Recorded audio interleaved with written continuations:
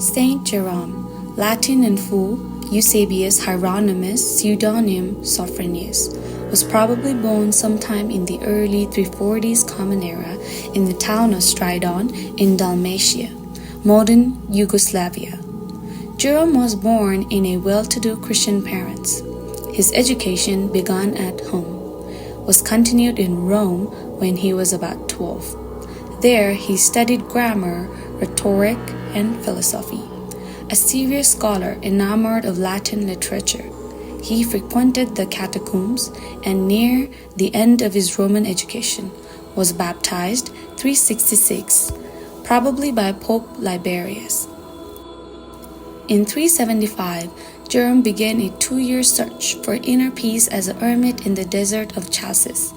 He spent almost 3 years, 379 to 382, continuing his pursuit of scriptural studies. He lived for a time as a hermit until ordained as a presbyter in Antioch in 379. Some major literary works of Jerome. The literary legacy of Jerome's lasted 34 years in Palestine. It is the outgrowth of contemporary controversies, Jerome's passion for scripture, and his involvement in monastic life. Jerome's biblical production in Bethlehem includes 2 introductory works, helpful to biblical scholars.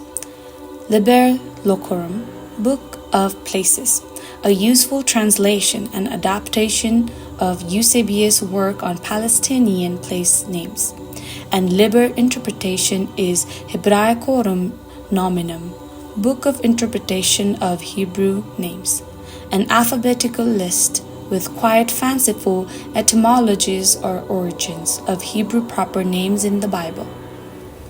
Between 391 and 406, he produced a Latin translation of the Old Testament, the Vulgate, on the basis of the original text. He revised Ecclesiastes, Proverbs, the Song of Solomon, Chronicles, and Job. And to his Roman revision of the Psalms, he added Origen's diacritical notes. His commentary on Ecclesiastes is a milestone in exegesis because it is the first original Latin commentary that takes advantage of the Hebrew text. Jerome's best commentaries are on the minor and major prophets of the Old Testament. As for the New Testament, he explained Matthew, accenting the literal sense. He interpreted 4 of the Apostle Paul's letter, Philemon, Galatians, Ephesians, and Titus. His influence has been far-reaching and profound, on the early Middle Ages in particular. He is known particularly for his unforgettable work, Latin translation of the Bible, the Vulgate, which was translated from the original languages into Latin. It took 23 years to complete and was completed in 405, but importantly also through his work as an exegete and humanist, and because he transmitted much of Greek thought to the West. His numerous biblical, ascetical, monastic, and theological works profoundly influenced the early Middle Ages. He was one of the most accomplished scholars in the early church.